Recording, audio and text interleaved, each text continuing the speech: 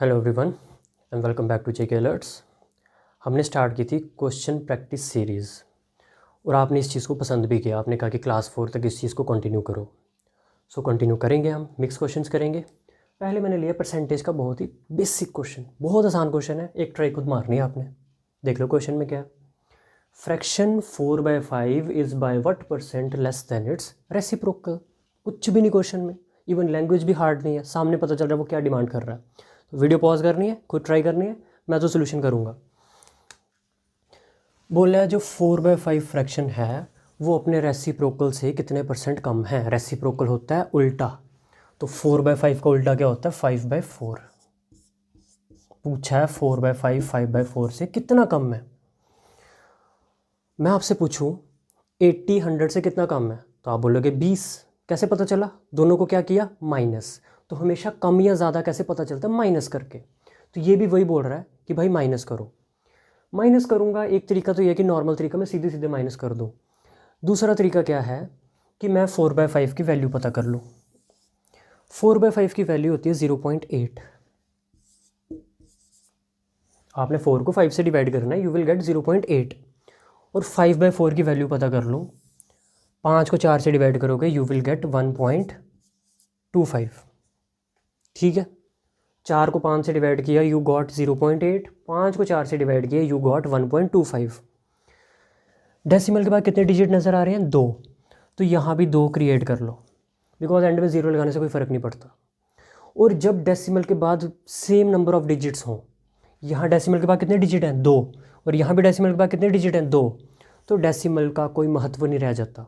यहाँ डेसिमल का फिर मीनिंग ही ख़त्म हो जाएगा, मतलब आप डेसिमल को रिमूव कर सकते हो।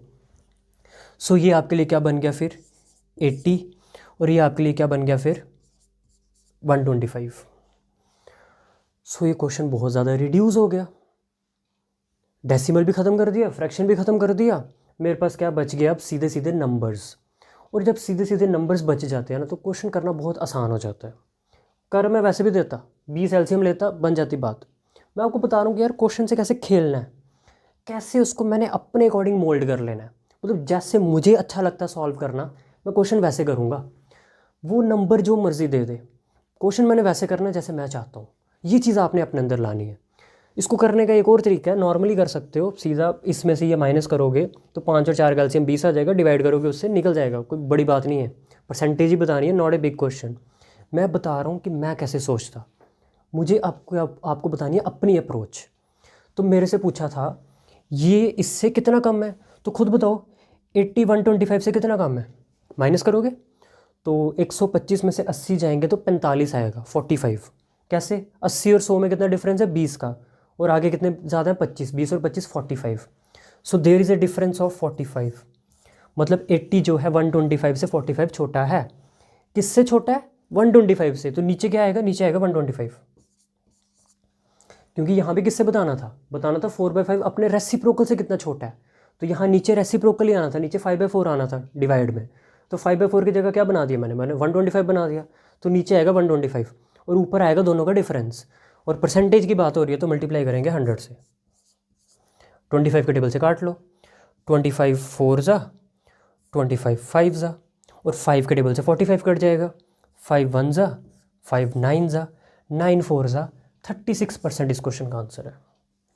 कुछ भी नहीं किया मैंने, 4/5 को लिखा 0.80 और 5/4 को लिखा 1.25। ये आप डिवाइड करके चेक कर सकते हो, नॉट ए बिग थिंग। 5 को 4 से डिवाइड नहीं कर पाओगे। 4 1 ज़ा 4, कितना बचा 1, यहाँ लगाया डॉट, यहाँ लगाया 0, 4 2 ज़ा 8, 4 5 ज़ा 20। डिवाइड करना कोई मुश्किल काम नहीं होता, डिवाइड हम बचपन से कर रहे हैं, और डेसिमल में अगर डिवाइड हो जाए कोई टेंशन वाली बात नहीं है। फिर यहाँ मुझे डेसिमल रिमूव करना था, तो मैंने क्या किया, दोनों जगह डिजिट्स बराबर कर लिए। यहाँ 0.8 आया था, मैंने एक 0 लगा लिया, एंड में 0 लगा सकते हो। तो ये बन गया 80, ये बन गया 125। तो मैंने कहा डेसिमल छोड़ो, जब डेसिमल के बाद बराबर नंबर ऑफ डिजिट्स हों तो डेसिमल का कोई मतलब नहीं, डेसिमल ख़त्म। तो ये नंबर क्या बन गया 80 और 125। मैं चाहता तो 80 और 125 को और काट सकता था, क्योंकि ये चीज़ें अब आपको कैसे एक्सप्लेन करूं। खैर छोड़ो, 80 और 125 ही रहने दो, क्योंकि ये भी कोई बहुत बड़े नंबर तो है नहीं कि मैं 125 में से 80 माइनस नहीं कर पाऊँगा। 125 में से 80 माइनस किए जा सकते हैं। मैं सिर्फ इतना बोल रहा हूँ कि मैं चाहता तो इनको 5 के टेबल से काट सकता था। मैं लिखता इसको 5 25 ज़ा 5 16 ज़ा, तो मेरे लिए ये नंबर क्या रह जाते हैं 16 और 25। अगर मेरे को एग्ज़ाम में क्वेश्चन करना होता तो मैं इसको 16 और 25 बना लेता। मैं कह रहा हूँ चलो आप 80 और 125 तक भी सीमित रह जाओ, 16-25 से कैलकुलेशन और आसान हो जाएगी। कैसे? सबसे पहले पता करना है कि ये 16 जो है 25 से कितना छोटा है। तो कितना छोटा है? आप बोलोगे 9 छोटा है। किससे? 25 से। तो नीचे क्या आएगा 25 इंटू 100, क्योंकि मेरे को लेस ही तो पता करना था। लेस का मतलब होता है कितना कम है, कितना छोटा है। तो 16 25 से कितना छोटा है? 9 छोटा है। तो ऊपर आ गया 9, किससे छोटा है? 25 से। नीचे आ गया 25। तो 25 1 ज़ा 25 4 ज़ा 9 4 ज़ा 36। स्टिल आंसर 36% ही आएगा। आंसर में फ़र्क नहीं आता। परसेंटेज और रेशो ऐसे चैप्टर हैं कि you can play with numbers. आप अपने अकॉर्डिंग चीज़ें चेंज कर सकते हो। ये सबसे ज़्यादा मज़ा इसी चैप्टर में आता करने का। प्रॉफिट लॉस में ये बड़ा मज़ा है कि यू कैन चेंज वैल्यूज़। आप चीज़ों को मोल्ड कर सकते हो। जब ऐसा करना आ जाता है ना आपको, तो फिर आपको मैथ जो है मज़ेदार लगने लगता है। आपको लगता है यार क्वेश्चन में 4/5 और 5/4 था, मैंने यहाँ 16 और 25 बना लिया। तो ये चीज़ें विद टाइम आएंगी, 2 दिनों में नहीं आ जाती। मैं नहीं बोल रहा हूँ आपको कि आपको ये समझ आ गया होगा पूरे तरीके से और आप कल को क्वेश्चन में ये चीज़ें अप्लाई कर पाओगे। वो तभी कर पाओगे जब इस प्रकार के 5-10 क्वेश्चन और प्रैक्टिस करोगे, और एक दिन नहीं करोगे, लगातार रोज़ करोगे। सो हमारा अब जो रिलेशन बन चुका है ये काफ़ी टाइम चलेगा। मुझे नहीं लगता कि आप क्लास 4 के बाद क्विट कर जाओगे। You will stay. आप अब धीरे धीरे आपको लगने लगेगा कि नहीं, हमारा मैथ ना अब डिवेलप हो रहा है। आप अपना एम्बिशन हाई करोगे। अब पहले आपको लगता था कि यार क्लास 4 की नौकरी भी मिल जाए तो बहुत है। अब आपको लगेगा नहीं, मैं क्लास 4 से ज़्यादा डिज़र्व करता हूँ या करती हूँ। जो भी देख रहे हो, यही मेरा मकसद है यार, कि आपको दिखाऊं कि आप रियल पोटेंशियल क्या है आपका। रियल पोटेंशियल कब समझ आता है? देखो, आप खुद को कोई भी बंदा नालायक नहीं समझता। हर बंदे को लगता है कि यार मेरे में पोटेंशियल है, मुझे टीचर एक्सप्लेन नहीं कर पा रहा। और हर बच्चे का समझने का तरीका अलग होता है। कुछ बच्चे कोई चीज़ को एक ही मिनट में पिक कर लेते हैं, टीचर ने बात बोली और वो समझ गए। कुछ बच्चों को थोड़ा समय लगता है। यूट्यूब इसीलिए बना है कि आप एक चीज़ को 4 बार प्ले करके देखो, 5 बार प्ले करके देखो, स्पीड कम करके प्ले करके देखो, तब तक देखो जब तक आपके दिमाग में वो चीज़ घुस नहीं जाए।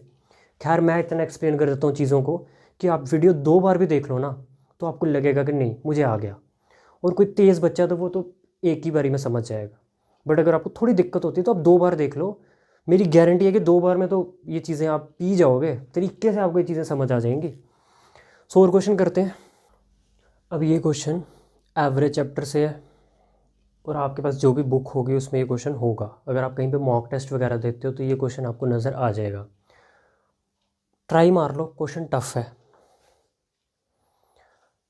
क्वेश्चन इजी नहीं है। बट मैं चाहता हूँ कि एक बार आप इसको अपने दिमाग से सोचो कि कैसे बनाओगे। बिकॉज इतना आसान क्वेश्चन नहीं है। क्वेश्चन मैं रीड कर देता हूँ आपके लिए कि एक लाइब्रेरी है, उसमें संडेज़ पे कितने विजिटर आते हैं? 510। मतलब जब भी संडे होता है तो 510 लोग आते हैं और 240 आते हैं बाकी दिन। मतलब अदर देन संडे अगर कोई भी दिन हो, मंडे ट्यूसडे वेंसडे थर्सडे, मतलब अप टू सैटरडे तक कितने लोग आते हैं? 240। ऑन एवरी अदर डे आपको 240 लोग मिल जाएंगे, और अगर संडे हुआ तो 510। तो पूछ रहा है what is the average number of visitors per day. पूरे महीने का एवरेज बताओ। महीना कौन सा है? जून, और महीना शुरू हो रहा है विद अ संडे। ये उसने क्यों बता दिया कि विद अ संडे स्टार्ट हो रहा है? क्योंकि जून महीने में कितने दिन होते हैं? जून में होते हैं 30 डेज़। और अगर शुरू ही महीना संडे से हो रहा है, मतलब 1 तारीख को संडे होगा, 1 को संडे होगा, 1 के बाद दोबारा संडे कब आएगा? 8 को। फिर दोबारा कब आएगा? 15 को। फिर कब आएगा? 22 को। और फिर कब आएगा? 29 को। मतलब उसने आपको एक इंडिकेशन दे दी कि इस महीने में कितने संडे आ जाएंगे? 5। तो ये बताना ज़रूरी था, क्योंकि अगर पहला संडे ही आपका लगभग कोई 5 को आता, 1 को नहीं आता, पहला संडे 5 को आता, तो 5 को संडे आता, 12 को आता, 19 को आता, 26 को आता, तो सिर्फ 4 ही संडे आ पाते। तो पहली डेट को अगर संडे आ रहा है मींस पूरे महीने में 5 संडे आ जाएंगे। तो ये एक इम्पॉर्टेंट इन्फॉर्मेशन है, इसको यूज़लेस मत समझना। इससे आइडिया मिल गया कि संडे आ रहे हैं आपके 5, इसका मतलब बाकी बचे हुए दिन कितने होंगे, 25, क्योंकि टोटल तो 30 ही दिन होंगे।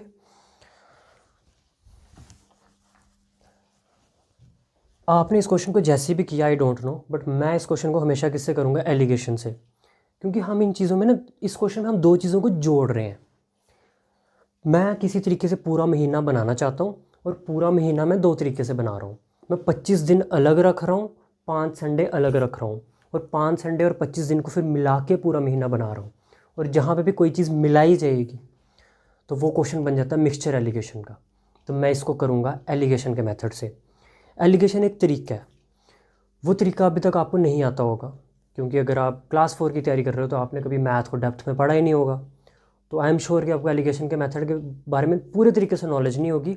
ऊपर से मैं भी सुना हो कि एलिगेशन होता है, कुछ ऐसे ऐसे करते हैं, बट पूरा तरीका क्या है वो देखो इस क्वेश्चन में कैसे अप्लाई होगा।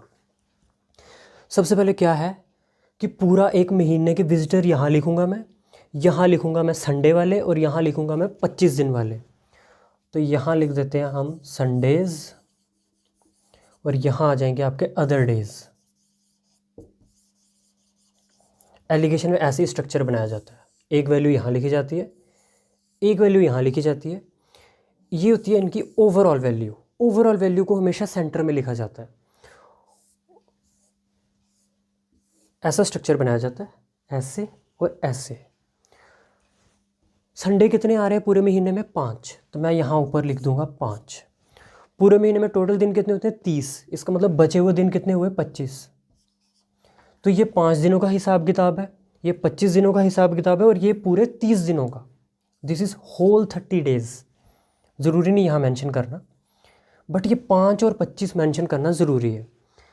अब जो रेशो इसके ऊपर बन रहा होता है वही रेशो नीचे भी बनता है। तो मतलब नीचे क्या रेशो बन रहा होगा, 5 और 25 का। जो रेशो ऊपर वही रेशो नीचे, ऊपर 5-25 का तो नीचे भी 5-25 का बनेगा। अब संडे को कितने विजिटर आ रहे हैं मुझे पता है, 510, तो यहाँ लिखा जाएगा 510। बाकी दिन कितने विजिटर आते हैं, 240, यहाँ लिखा जाएगा 240। और ये वाली वैल्यू ही तो वो पूछ रहा है, what is the average number of visitors per day in the month of June. तो वो पूरे महीने के विजिटर जो पूछ रहा है एवरेज, वो यहाँ आएंगे। तो ये चीज़ मुझे नहीं पता, यही निकालनी है। जो ये वैल्यू निकल जाएगी that will be my answer. अब क्या किया जाए, अब नोटिस करना होता है इन दोनों का डिफरेंस, 510 का और 240 का। तो 510 और 240 का डिफरेंस जब आप माइनस करोगे यू विल गेट 270। ये 270 क्या है, this is the difference of these two values. 510 और 240 का ये क्या है, डिफरेंस। जो इनका डिफरेंस है वो नीचे वाली दो वैल्यूज़ का सम होना चाहिए। जो इन दो वैल्यूज़ का डिफरेंस है that will be equal to the sum of these two values. तो इन दोनों का सम कितना बन रहा है, 5 और 25 का सम कितना होता है, 30। तो ये जोड़ के बन रहे हैं 30, और इन दोनों का अंतर था 270। और मैं बोल रहा हूँ ये दोनों चीज़ें क्या होनी चाहिए, बराबर। In the method of alligation these two values must be equal. तो ये 270 है, तो ये 30 नहीं चलेगा, ये भी कितना होना चाहिए, 270। तो अब मेरे को 30 का क्या बनाना पड़ेगा, 270 किसी तरीके से। तो ईजिली बन रहा है, देखो 0 इसके पास भी है, 0 इसके पास भी है। फ़र्क क्या है कि इसके पास 3 है और इसके पास 27 है।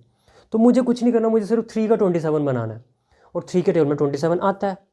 किससे मल्टीप्लाई किया जाए, 9 से। तो मुझे सिर्फ 30 को किससे मल्टीप्लाई करने की ज़रूरत है, 9 से। अब 30 किस किस को जोड़ के बना था, 30 बना था 5 और 25 को जोड़ के। तो 5 को भी 9 से मल्टीप्लाई करना पड़ेगा, 25 को भी 9 से मल्टीप्लाई करना पड़ेगा। तो 5 × 9 विल बिकम 45। तो यहाँ क्या वैल्यू आ रही होगी, यहाँ आ रही होगी 45। और 25 × 9 क्या बन जाएगा आपका, 225। बन गया क्वेश्चन। अब आप ये वाली वैल्यू इजीली बता सकते हो, क्योंकि ये वाली वैल्यू की एक खास बात होती है कि ये इन दोनों के बीच में रेंज करती है। कब करती है, जब सब कुछ पॉजिटिव हो। नेगेटिव वाले क्वेश्चन में ये वैल्यू बीच में ना भी हो चलेगा, बट अभी मेरी बात मान के चलो कि ये वैल्यू इन दोनों के बीच में आती है। बीच में ये मतलब नहीं कि इनका मिड पॉइंट होगा, अगर इनका मिड पॉइंट ही निकालना होता तो मैं सीधा निकाल देता।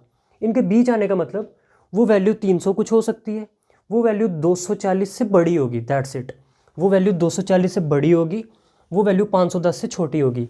ऑप्शन देख के भी ये आइडिया मिल गया होगा आपको कि this value will be in between these two values, लेकिन वो निकालनी कैसे है। तो आप एक चीज़ तो जान चुके हो अभी तक कि वो वैल्यू 240 से क्या करनी है, बड़ी, और 510 से क्या करनी है, छोटी। तो अगर वो वैल्यू 240 से बड़ी करनी है मींस 240 में ये 45 क्या करने पड़ेंगे, जोड़ने पड़ेंगे। अगर ये वैल्यू उससे बड़ी बनानी है, 240 से बड़ी बनानी है, तो बड़ी कैसे बनेगी, जब मैं 240 में कुछ जोड़ूंगा।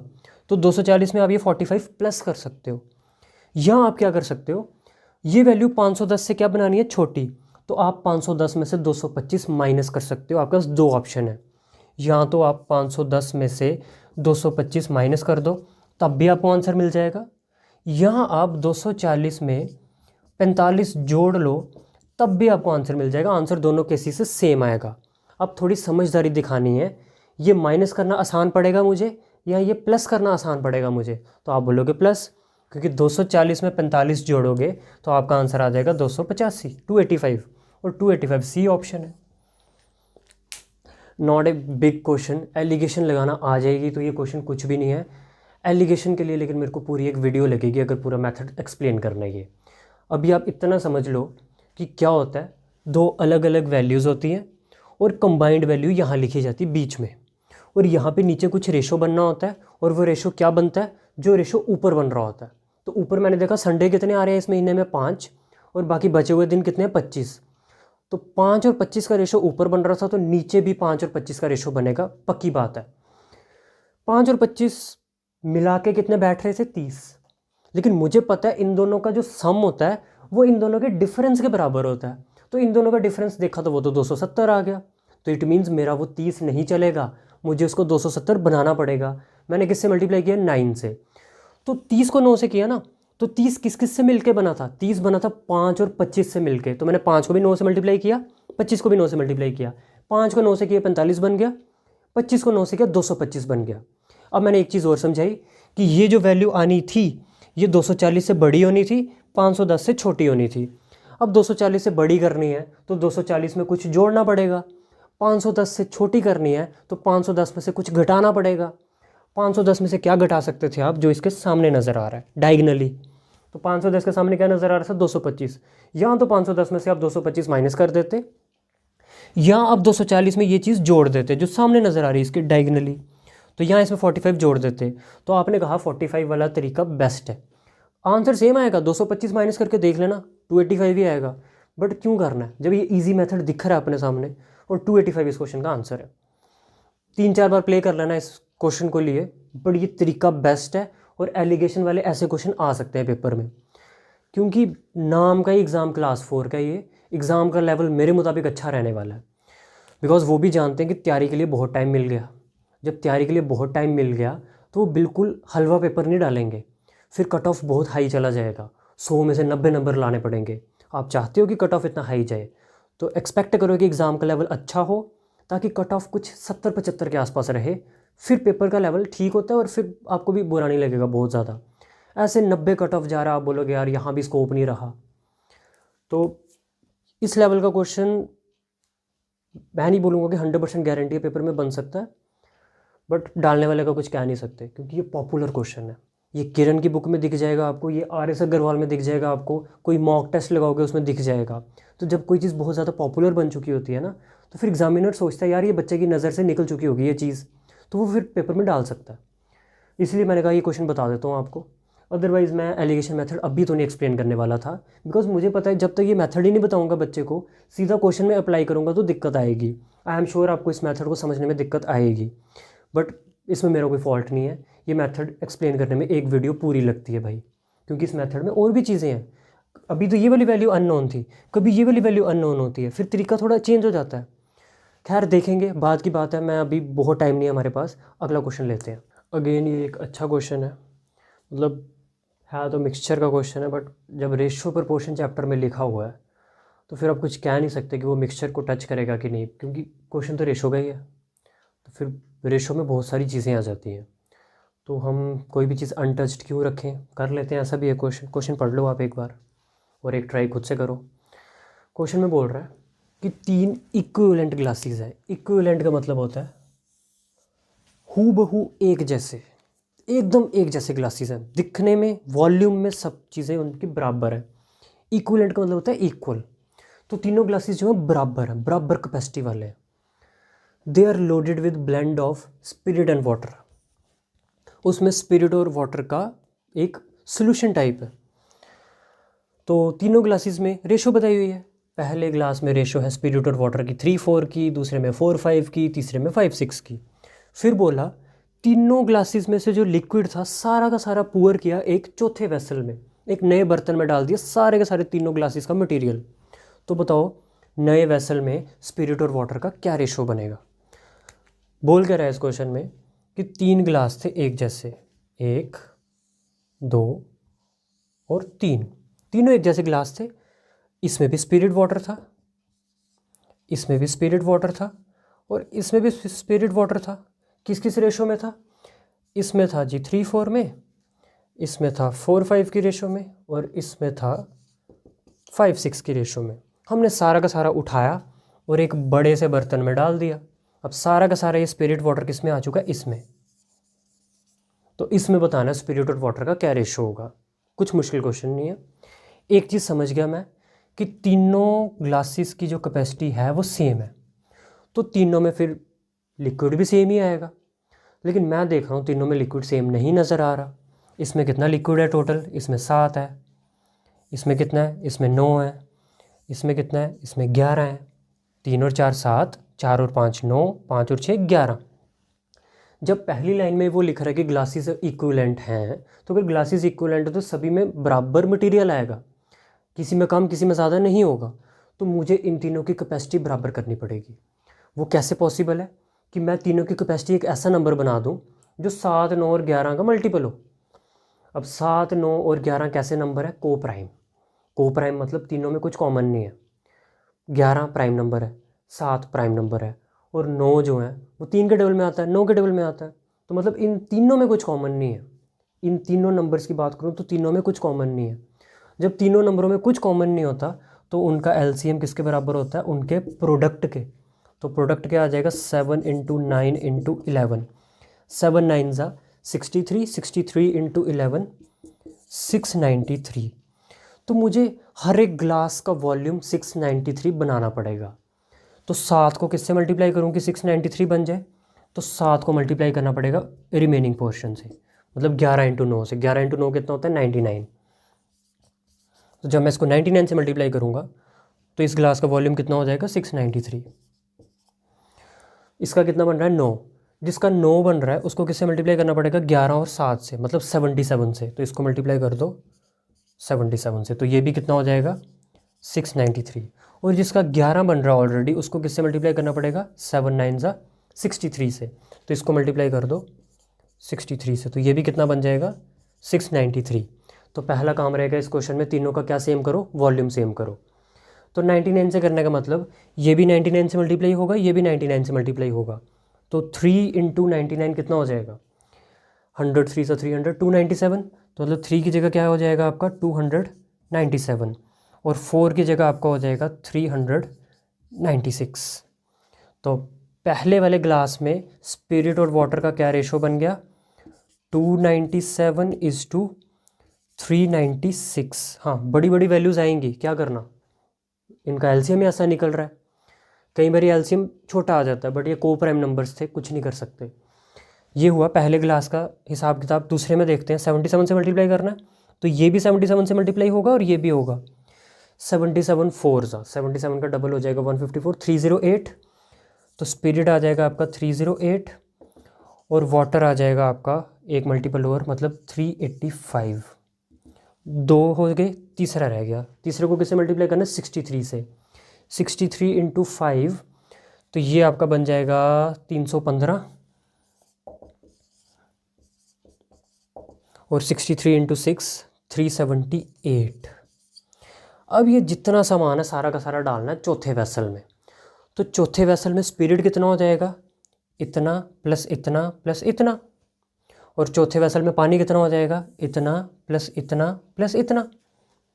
अब तो कुछ नहीं रह गया, अब तो मैंने सब क्वेश्चन की कंडीशन फुलफिल कर ली। अब सिर्फ मेरे को स्पिरिट एक जगह ऐड करना है, वाटर एक जगह ऐड करना है। तो चलो स्पिरिट ऐड करते हैं। 297 प्लस 308 प्लस 315, तो ये कितना हो जाएगा? 8 और 7 15 और 5 20, 9 और 2 11 और 1 12, 2 और 1 3 और 3 6 और 3 9। स्पिरिट हो गया 920। तो नए वेसल में स्पिरिट आ जाएगा आपका 920।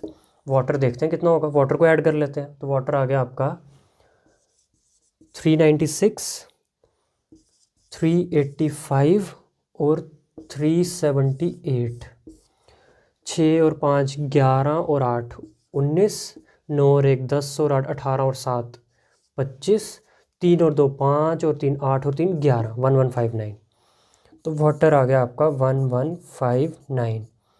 अब हम देखेंगे क्या ये रेशोज़ कैंसिल आउट होती हैं। तो 9 और 2 का सम कितना हो गया? 11। तो 920 जो है 3 के टेबल में भी नहीं आता, 9 के टेबल में भी नहीं आता, और 7 के टेबल में भी नहीं आता। और 1159 का सम कितना हो गया? 9 5 14 और 1 15 और 1 16। तो आई डोंट थिंक कि ये कैंसिल होंगे, यही इस क्वेश्चन का आंसर होगा। 920:1159। तो ये जिस भी मॉक टेस्ट का क्वेश्चन है तो उन्होंने कुछ डाटा अच्छे से सेट नहीं किया हुआ, क्योंकि वैल्यूज़ पहला ऐसे ले ली, पहला नंबर जिनका एलसीएम बहुत बड़ा नंबर है। खैर एग्ज़ाम में आपके पास 2 घंटे हैं तो कैलकुलेटिव क्वेश्चन फंस सकता है। ये क्वेश्चन हार्ड नहीं था, इट वाज कैलकुलेटिव। क्या करना था? तीनों की वॉल्यूम सेम करनी थी। वो तभी पॉसिबल है जब तीनों के कंटेंट देखे गए सबसे पहले। तो पहले में कितना था? 3 और 4 7, दूसरे में कितना था? 9, तीसरे में कितना था? 11। एक में 7 लीटर पड़ा है, दूसरे में 9 लीटर पड़ा है, तीसरे में 11 लीटर पड़ा है। ऐसा तो नहीं है, क्योंकि उसने बोला ये तो लोडेड है पूरी तरीके से। लोडेड का मतलब भरे पड़े हैं पूरे पूरे। तो मतलब तीनों में बराबर चीज़ें पड़ी हैं, बराबर चीज़ें पड़ी हैं, तो तीनों का वॉल्यूम सेम करो। तो वॉल्यूम सेम करना यहाँ पे थोड़ा मुश्किल काम था, क्योंकि तीनों नंबरों में कॉमन कुछ नहीं था। कल को ऐसा हो जाए कि यहाँ बन रहा हो स्पिरिट वाटर 12, यहाँ बन रहा हो 15, यहाँ बन रहा हो 20, तो 12 15 20 का एलसीएम होता 60। तो 60 बनाना आसान था। कैसे? 12 को मल्टीप्लाई करना था सिर्फ 5 से, 15 को करना था 4 से, 20 को करना था 3 से। छोटे छोटे नंबर आने से क्वेश्चन बन जाना था। बट यहाँ नंबर आए बड़े बड़े, क्योंकि कैपेसिटी देखो ना कितनी है, 693, छोटी कैपेसिटी नहीं है। और सारे नंबर ऐसे हैं कि उनके टेबल भी थोड़े मुश्किल है। किसी को 63 से मल्टीप्लाई करना पड़ रहा है, किसी को 77 से, किसी को 99 से। तो yes it was a calculative question, but आपको आइडिया समझना है कि क्वेश्चन करना कैसे है। तीनों की वॉल्यूम सेम करनी है, वॉल्यूम सेम करके तीनों में पता करना है स्पिरिट वाटर अब कितने कितने हैं। तो मैंने पता कर लिए, इसमें 297, इसमें 396। सिमिलरली मैंने इन दोनों के भी पता कर लिए। जब सभी पता कर लिए, फिर इन सभी को उठा के डालना था इसमें। तो मैंने तीनों का स्पिरिट ऐड कर लिया, तीनों का वाटर ऐड कर लिया, फाइनल आंसर आ गया। इस पे मैं अगली वीडियो में एक आसान क्वेश्चन भी बता दूंगा। आसान इन द सेंस कि डाटा थोड़ा अच्छा होगा। ये तो मॉक वाले कुछ भी डाटा डाल देते हैं। तो मॉक टेस्ट को देख के डरना नहीं होता। आप जिसके भी देते हो, ऑलिव बोर्ड के देते हो या टेक्स्ट बुक के देते हो, जो मर्जी दो, मॉक में अगर कोई नंबर कम भी आ रहा है कोई दिक्कत नहीं है। पेपर में नंबर उससे 10 ज़्यादा ही आते हैं। लेकिन मॉक देना बहुत अच्छी बात है। इससे टाइम मैनेजमेंट का इशू ख़त्म हो जाता है। आपको आइडिया हो जाता है कि हाँ मैं ये एग्ज़ाम जो है ना 2 घंटे की जगह 1.5 घंटे में ख़त्म कर रहा हूँ। कॉन्फिडेंस बिल्ड होता है थोड़ा सा। तो अगर आप मॉक में 70 नंबर ला रहे हो ना, पेपर में 80 आ जाएंगे गारंटीड। लेकिन मॉक में 70 आपके अब आने चाहिए 100 में से। और क्वेश्चन लेते हैं। अब ये क्वेश्चन लिया मैंने परसेंटेज से, और इस टाइप का क्वेश्चन मैं करवा चुका हूँ आपको। तो मे भी आपकी मेमोरी से वो निकल चुका हो, तो सिर्फ रिफ़्रेश करवाने के लिए एक ट्राई खुद मार लो। तो क्वेश्चन में क्या बोला है? If due to 10% decrease in the price of sugar, sugar के प्राइस में 10% का डिक्रीज़ हुआ है। तो जब प्राइस में डिक्रीज़ होता है, you can buy more quantity. तो राम जो है 5 kg शुगर ज़्यादा खरीद पाता है 100 रुपये में। वो पहले भी बाज़ार 100 रुपये लेके जाता था, अब भी बाज़ार 100 रुपये लेके जाता है, लेकिन उसको अब की बार 5 किलो चीनी ज़्यादा मिलती है, ज़्यादा मिलेगी, क्योंकि प्राइस में क्या हुई है? घटा है प्राइस। जब प्राइस घटता है तो क्वांटिटी आपको ज़्यादा मिलेगी। ये चीज़ मैं समझा चुका हूँ कि प्राइस और क्वांटिटी में इन्वर्स रिलेशन होता है। Find the original price of sugar. कुछ नहीं है क्वेश्चन में, price into quantity is equal to expenditure. और ये एक्सपेंडिचर कांस्टेंट वाला क्वेश्चन है, क्योंकि आप बाज़ार 100 रुपये का ही लेके जाते हो। तो एक्सपेंडिचर जब कांस्टेंट होता है तो उस केस में प्राइस और कंजम्पशन में उल्टा रिलेशन होता है। तो प्राइस के बारे में इंफॉर्मेशन है मेरे पास। प्राइस में 10% का डिक्रीज़ हुआ है। 10% की फ्रैक्शन होती है 1/10। मतलब अगर पहले प्राइस 10 था तो अब 1 कम हो गया। डिक्रीज़ का मतलब कम हो गया। प्राइस 10 से कितना हो गया? 9। अगर प्राइस 10 से 9 हुआ तो क्वांटिटी 9 से 10 हो जाएगी। उल्टा करना ना, तो 10 से 9 तो उसको कर दो 9 से 10। क्वांटिटी 9 से 10 होने का मतलब अब की बार आपको 1 किलो चीज़ ज़्यादा मिल रही है। यहाँ 9 मिल रही थी, यहाँ 10 मिल रही है, मतलब 1 किलो चीज़ ज़्यादा मिल रही है। क्वेश्चन बोल रहा है 1 किलो नहीं है, वो तो 5 किलो है, मतलब 1 की वैल्यू कितनी है 5 kg। अगर 1 की वैल्यू 5 kg है तो 9 की कितनी हो जाएगी, 9 इंटू 5 45 किलो, और 10 की कितनी हो जाएगी 10 इंटू 5 50 किलो। तो क्या क्वेश्चन की कंडीशन सेटिस्फाई नहीं होगी? जब प्राइस नॉर्मल था तब मुझे 45 किलो चीनी मिलती थी, अब प्राइस घट चुका है तो मुझे 50 किलो चीनी मिलती है। 5 किलो ज़्यादा, वहाँ 45 मिल रही है, यहाँ 50 मिल रही। तो अगर पूछा होता अब की बार कितनी चीनी मिल रही है तो मैं बोलता 50, लेकिन पूछा है find the original price of sugar. Price कैसे निकलता है जी? प्राइस निकलता है कि मैं खर्चा कितना कर रहा हूँ। खर्चा कर रहा हूँ मैं 100 रुपया। मुझे ओरिजिनली कितनी चीनी मिलती थी? मुझे ओरिजिनली मिलती थी 45 किलो। 50 तो अब की बार मिल रही है, 50 तो बाद वाला केस है, ये ओरिजिनल केस नहीं होता, ये नया वाला होता है। इसको इंक्रीज्ड और डिक्रीज्ड केस बोलते हैं, चेंज्ड केस बोलते हैं, न्यू केस बोलते हैं, बट ओरिजिनल होता है पहले वाला। तो पहले तो प्राइस 10 था ना, तो तब मेरे को चीनी कितनी मिलती थी 45 kg। 45 kg मिलती थी 100 रुपये की। अब इसको ऐसे समझो कि आप बाज़ार खर्चा करते हो 10 रुपये, और 10 रुपये में आप टॉफ़ीज़ ख़रीद के लाते हो 2, तो कितने की पड़ी? 1, 5 रुपये की। वही होता है प्राइस। तो प्राइस कैसे निकलता है? टोटल खर्चा divided by quantity, total expenditure divided by quantity. Total expenditure कितना करते हो आप? 100 रुपया, तो 100 डिवाइडेड बाय क्वांटिटी। क्वांटिटी कितनी मिलती थी पहले आपको? 45। तो 100 को 45 से डिवाइड करोगे, आपको प्राइस ऑफ शुगर मिल जाएगा। किस टेबल से कट रहा है? 5 के टेबल से। 5 9 ज़ा 5 20 ज़ा, सो 20/9 विल गिव मी 2/9। 2 9 ज़ा 18 + 2 20/9। मिक्स फ्रैक्शन में ये आंसर होगा। डेसिमल में क्या होगा? डेसिमल में आप 20 को 9 से डिवाइड कर लो, 9 2 ज़ा 18। अब बार बार देखना, ये 20 18 20 18 ही आता जाएगा। डेसिमल 9 2 ज़ा 18। अब बार बार यही चलता रहेगा, मतलब 2 2 2 2 आता रहेगा। तो इसका आंसर यहाँ तो ये लिख लो, यहाँ लिख लो ₹2.22 पर kg। ये आ गया प्राइस ऑफ शुगर। अगर नया वाला प्राइस पूछते वो सीधा निकल रहा है, क्योंकि अब की बार आपको कितनी चीनी मिल रही है? 50 किलो। 50 किलो मिल रही 100 रुपये की, तो 1 किलो कितने की मिलती है? 2 रुपये की। क्योंकि उसमें क्या करना है, उसमें 100 को डिवाइड करना था 50 से, वो तो सीधा कट जाएगा। 0 से 0, 5 1 ज़ा 5 2 ज़ा। तो नया वाला प्राइस पूछते, ओरिजिनल की जगह नया वाला पूछते तो वो होता 2 रुपये, लेकिन ओरिजिनल कितना है? 2.22, 2 रुपये 22 पैसे। सो डिफ़िकल्ट क्वेश्चन नहीं है, बस डाटा जो है आपको पता मॉक टेस्ट का ऐसा ही होता है, गड़बड़ कर देते वो डाटा बनाने में। नहीं तो ये कोई और अच्छा अगर पेपर का क्वेश्चन होगा तो डाटा ऐसा नहीं होगा, वो ऐसी वैल्यू दे देंगे जो कट जाएगी।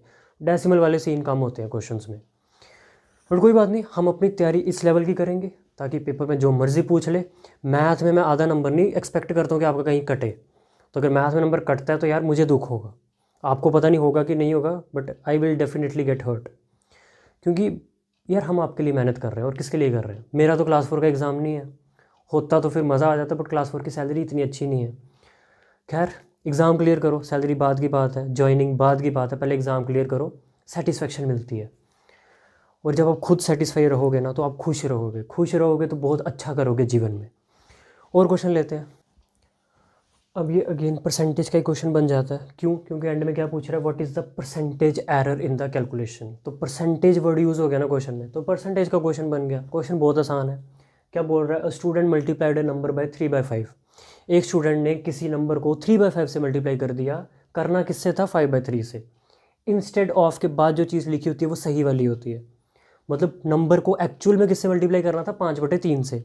बच्चे ने किसके साथ कर दिया? 3/5 से। गलती होगी उससे, तो वही बताना है कि कितने परसेंट गलती होगी, मतलब उसकी वजह से आंसर में कितने परसेंट का फ़र्क आएगा, उसकी कैलकुलेशन में कितने परसेंट का फ़र्क आएगा। मेरा सबसे पहला मोटिव रहेगा इस क्वेश्चन में कि वो नंबर क्या है, पहले वो तो पता चले कि किस नंबर को 3/5 से मल्टीप्लाई करना था। तो नंबर क्वेश्चन में नहीं दिया हुआ, नंबर हम लेट करेंगे, तो एक्स लेट करके निकल जाता है। बट आपको पता है मैं एक्स वाई लेट नहीं करता हूँ, बहुत कम करता हूँ। तो जब बिना एक्स वाई के निकल सकता है क्वेश्चन तो फिर क्यों करना। तो मैं नंबर पता क्या लेट करूँगा, जो 5 और 3 दोनों से कट जाए, क्योंकि मुझे उस नंबर को 3/5 से भी मल्टीप्लाई करना है, मुझे उस नंबर को 5/3 से भी मल्टीप्लाई करना है। तो जब मल्टीप्लाई करना तो मैं चाहूँगा ना वो नंबर 5 से भी कट जाए, वो नंबर 3 से भी कट जाए। ऐसे क्वेश्चन को अप्रोच किया जाता है कि मैं एक ऐसा नंबर मान लूँगा जो 5 के टेबल में भी आता है, जो 3 के टेबल में भी आता है। तो ऐसा सबसे छोटा नंबर जो मैं सोच सकता हूँ दिमाग में वो है 15। 5 3 ज़ा 15। 15 ऐसा नंबर है जो 5 के टेबल में भी आता है, जो 3 के टेबल में भी आता है। तो मैं इस नंबर को 15 मानने लगा हूँ। किसी को कोई एतराज़ तो नहीं होना नहीं चाहिए, क्योंकि एक्स मानने से तो अच्छा है कि कुछ ऐसा नंबर ले लें जो कट जाए। तो ये निकल रहा है गलत वाला आंसर। क्यों? क्योंकि मैं मल्टीप्लाई किससे कर रहा हूँ, 3/5 से। 3/5 से नहीं करना था, करना था 5/3 से। तो ये निकल रहा है गलत वाला आंसर, ये निकल रहा है सही वाला आंसर, क्योंकि मल्टीप्लाई करना किससे था, 5/3 से। ठीक है, तो this is the actual answer, this is the गलत वाला आंसर। तो देखते हैं ये क्या आएगा। ये आएगा 5 1 ज़ा 5 3 ज़ा। तो गलत वाला आंसर क्या आया, 3 3 ज़ा 9। सही वाला आंसर क्या आ जाएगा, 3 1 ज़ा 3 5 ज़ा 5 5 ज़ा 25। ठीक है, अगर बच्चा 5/3 से मल्टीप्लाई करता तो उसका आंसर क्या आता, 25। बट बच्चे का आंसर आया क्या है, गलत वाला 9। हमें बताना है कैलकुलेशन में कितनी गलती होगी। तो परसेंटेज एरर का फॉर्मूला क्या होता है, परसेंटेज एरर का फॉर्मूला होता है error divided by actual value into 100। ये याद रखना है, जब भी कोई परसेंटेज एरर पे क्वेश्चन आ जाए तो ऊपर क्या आएगा, ऊपर आएगा एरर, नीचे आएगी एक्चुअल वैल्यू, सही वाली वैल्यू। मल्टीप्लाई करना 100 से, परसेंटेज में करना ही पड़ता है। एरर होता है गलती, गलती कितने की हुई।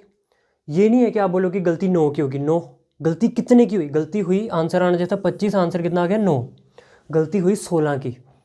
फ़र्क कितने का पड़ा कैलकुलेशन में, कैलकुलेशन में फ़र्क पड़ा 16 का। अंतर देखो, जब भी एरर निकालना है तो दोनों का डिफरेंस देखना है। आप नोट ही गिन रहे थे मान लो, तो एक्चुअल में 25 नोट थे, आपने नोट गिन के निकाले 9, मतलब आपसे 16 नोट छूट गए। तो 16 का फ़र्क हो गया, 16 की गलती होगी, गलती 16 की है।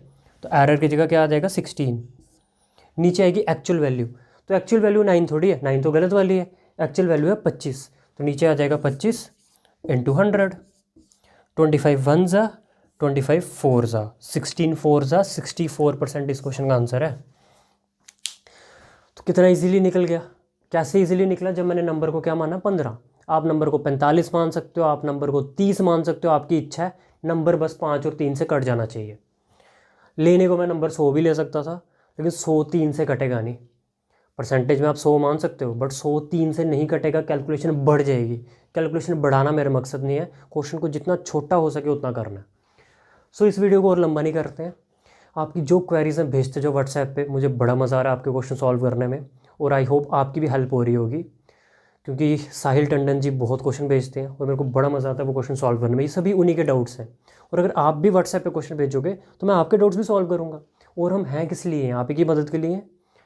सो जितने क्वेश्चन भेजने हैं भेजो। क्वेश्चन का लेवल, जो अच्छे लेवल के क्वेश्चन होते हैं वो मैं यहाँ सॉल्व करता हूँ, जो ईजी होते हैं उसका मैं सोल्यूशन एज इट इज़ आपको कॉपी पे दे देता हूँ। सो नेक्स्ट वीडियो में मिलते हैं, till then it's good bye.